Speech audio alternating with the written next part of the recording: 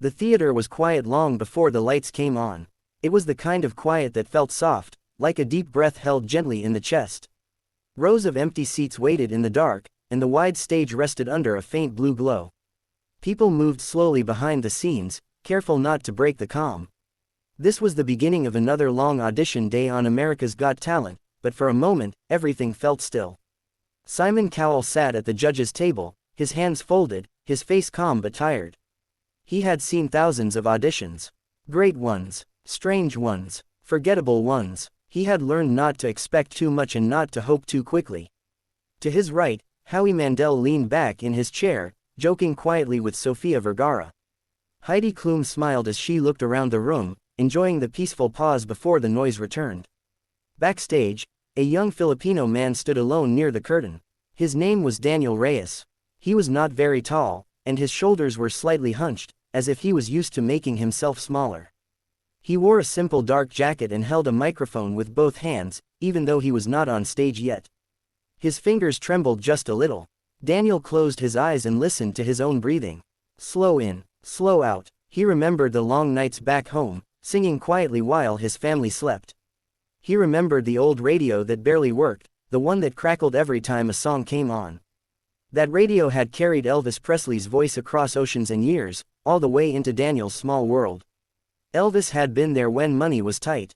Elvis had been there when Daniel felt invisible. The voice, the feeling, the sadness mixed with hope, it all made sense to him. But standing here, about to sing Elvis on one of the biggest stages in America, felt unreal. A production assistant gave him a small nod. It was time. Daniel walked onto the stage slowly. The bright lights made it hard to see the audience, but he could feel them. Hundreds of eyes, hundreds of expectations. He swallowed and forced himself to stand straight. "Hello," Simon Cowell said, his voice steady and neutral. "What's your name?" "My name is Daniel," he said softly.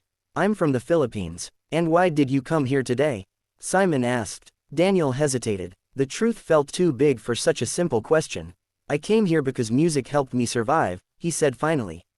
"And Elvis, his songs feel like home to me." Howie raised an eyebrow with a playful smile.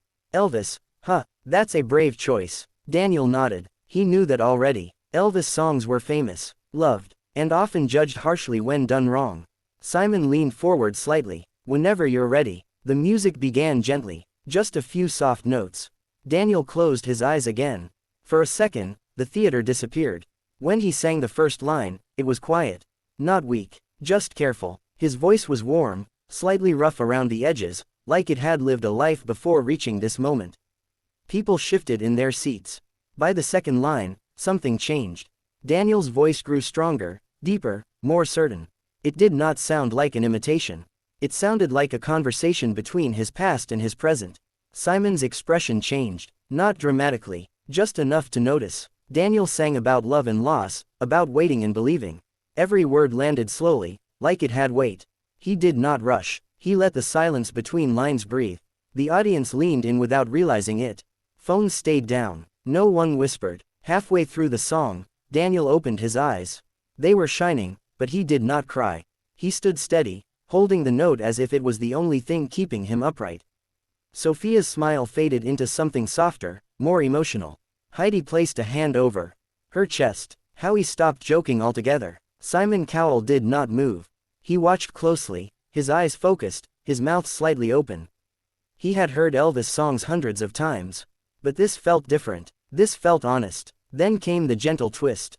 Daniel changed the ending. Not the words, but the feeling. He softened the final lines, singing them almost like a whisper.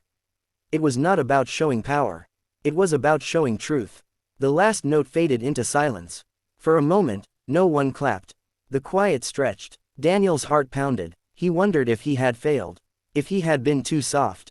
Too different. Then the audience stood. Applause filled the theater, slow at first, then louder, stronger. Some people wiped their eyes. Others simply smiled. Daniel stood frozen, unsure what to do. Simon leaned back in his chair, exhaling slowly.